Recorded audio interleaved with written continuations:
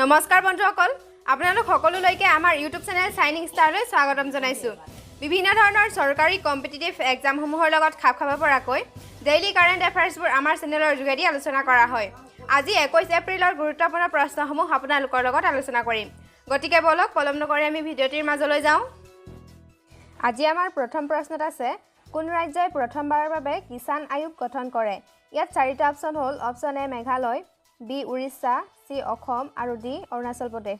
শুদ্ধটো হৈছে অপচন এ মেঘালয় মেঘালয়ৰ মুখ্যমন্ত্ৰী কনৰাড চাংমাৰ নেতৃত্বত পোন প্ৰথমবাৰৰ বাবে মেঘালয় ৰাজ্য চৰকাৰে খেতিয়কসকলৰ সমস্যাসমূহ দূৰ কৰিবলৈ এই কিষাণ আয়োগ গঠন কৰে 2 নম্বৰ প্ৰশ্নত আছে দ্বিতীয়বাৰৰ বাবে India open international boxing tournament ক'ত আৰম্ভ হয় ইয়াত চাৰিটা অপচন হ'ল অপচন এ নতুন দিল্লী বি গুৱাহাটী সি কলকাতা আৰু ডি জয়পুৰ শুদ্ধটো হৈছে অপচন বি গুৱাহাটী 20 মেৰ পৰা 24 মেলৈ India open international boxing tournament গুৱাহাটীত অনুষ্ঠিত কৰা হয় 3 নম্বৰ প্ৰশ্নত আছে BSNL ফুটপ্ৰিণ্ট ৱাইফাই স্থাপনৰ বাবে কাৰ লগত বুজাবুজি হয় ইয়াত চাৰিটা অপচন হ'ল অপচন এ মাইক্ৰ'ছফ্ট বি ইনফ'এছ সি গুগল আৰু ডি ৱাইপ্ৰো শুদ্ধটো হৈছে অপচন চি গুগল BSNL সমগ্ৰ দেশতে গ্ৰাহকসকলক ৱাইফাই সুবিধা প্ৰদানৰ বাবে ফুটপ্ৰিণ্ট হটস্পট স্থাপন কৰিবলৈ গুগলৰ লগত বুজাবুজি হয় ই সমগ্ৰ দেশতে প্ৰায় ৩৮,০০০ ফুটপ্ৰিণ্ট হটস্পট স্থাপন কৰিব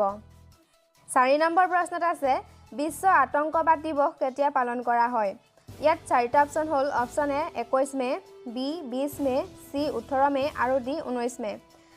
এতিয়া শুদ্ধটো হৈছে অপচন এ 21 মে 1991 চনৰ 21 মেত ভাৰতৰ প্ৰাক্তন প্ৰধানমন্ত্ৰী ৰাজীৱ গান্ধীক আতংকবাদৰ দ্বাৰা হত্যা কৰা হয় তেওঁক শ্ৰদ্ধাঞ্জলি প্ৰদান কৰিবলৈ আৰু সাধাৰণ জনতাক আতংকবাদৰ পৰা সজাগ হ'বলৈ 21 মে দিনটো সমগ্ৰ দেশতে আতংকবাদ দিৱস হিচাপে পালন কৰা হয় এতিয়া আহিছো শেষৰটি প্ৰশ্নলৈ প্ৰশ্নটিত আছে ICCয়ে ঘোষণা কৰা মতে বিশ্বকাপ 2019ত বিজেতা দলক কিমান ধনৰাশি পুৰস্কাৰ হিচাপে প্ৰদান কৰিব ইয়াত চাৰিটা অপচন হ'ল option A $4 million B $5 million C $3 million আৰু ডি $6 মিলিয়ন শুদ্ধটো হৈছে অপচন এ $4 মিলিয়ন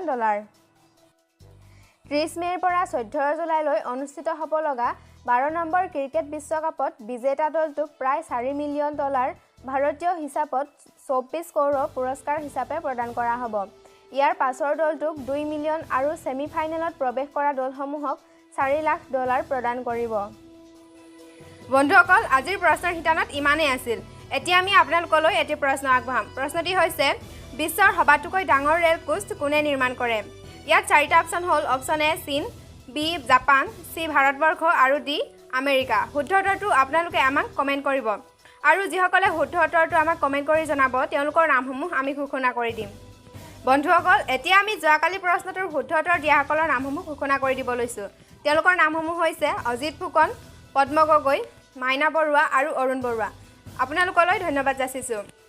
যদি ভিডিঅ'টি চাই ভাল লাগিল তেন্তে like comment share and subscribe কৰিব